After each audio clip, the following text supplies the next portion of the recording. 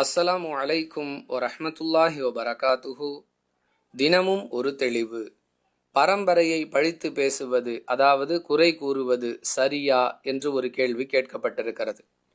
அன்பிற்குரிய அல்லாஹுவின் நல்லடியார்களே, ஏதாவது ஒரு பிரச்சனையில் யாரையாவது திட்ட வேண்டிய அல்லது குறை கூற வேண்டிய சந்தர்ப்பம் ஏற்பட்டால் அவரை திட்டுவது, அவரை குறை கூறுவது என்பதை கடந்து அவருடைய பரம்பரையை பழித்து பேசக்கூடிய நடைமுறை பலரிடம் இருப்பதை பார்க்கிறோம்.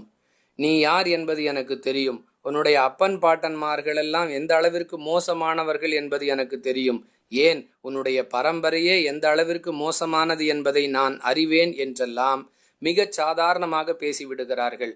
அன்பானவர்களே, இவ்வாறு பரம்பரையை பழிப்பது, குறை கூறுவது எந்த அளவிற்கு தவறான ஒரு செயல் என்பதை ரசூலுல்லாஹி ஸல்லல்லாஹு அலைஹி வஸல்லம் அவர்கள் எச்சரிக்கையோடு கூறுகிறார்கள். அன்பானவர்களே, முஸ்லிம் எனும் நூலில் இடம்பெறக்கூடிய 121வது செய்தி இதை நமக்கு விளக்குகிறது. மனிதர்களிடம் இருக்கக்கூடிய குணங்களில் 2 குணங்கள் குஃபுர் என்று அல்லாஹுவின் தூதர் அவர்கள் அடையாளப்படுத்துகிறார்கள். இந்த குணங்கள் குஃபுருடைய, அதாவது காஃபிருடைய அடையாளங்கள் என்பதையே இவ்வாறு கூறுகிறார்கள். அந்த 2 குணங்களில் முதலாவது பரம்பரையை பழித்து பேசுவது, இரண்டாவது இறந்தவர்களுக்காக ஒப்பாரி வைப்பது. அன்பானவர்களே, இறைவனே இல்லை என்ற நிலைப்பாட்டில் யார் இருக்கிறார்களோ அவர்களைத்தான் காஃபீர்கள், அந்த நிலைப்பாட்டைத்தான் குஃபுர் என்று இஸ்லாம் நமக்கு சொல்லுகிறது.